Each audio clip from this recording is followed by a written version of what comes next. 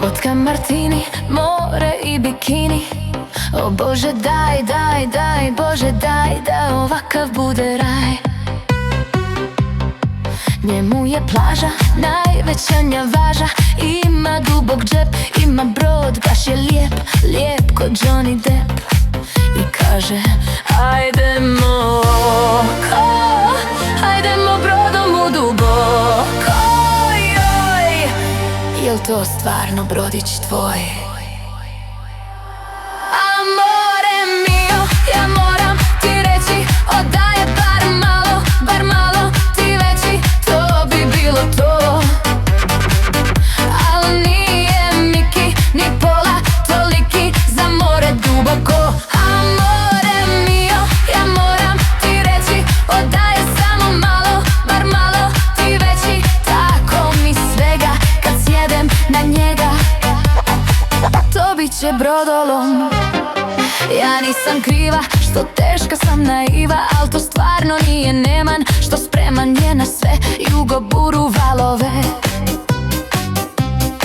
Mom kapetanu brod ima jednu manu, on naginje u stranu i stalno mijenja smjer, malo gas, malo ler. Hajdemo hajdemo brodom u duboko.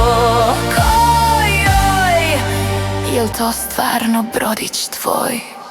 Amore mio, ja moram ti reći, odaje bar malo ti veći, to bi bilo to.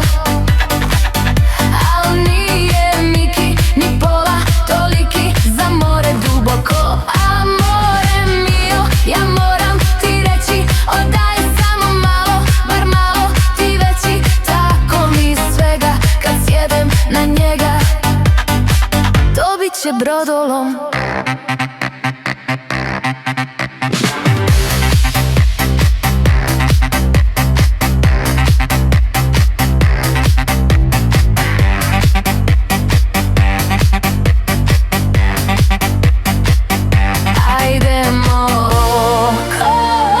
Hajdemo brodom u duboko.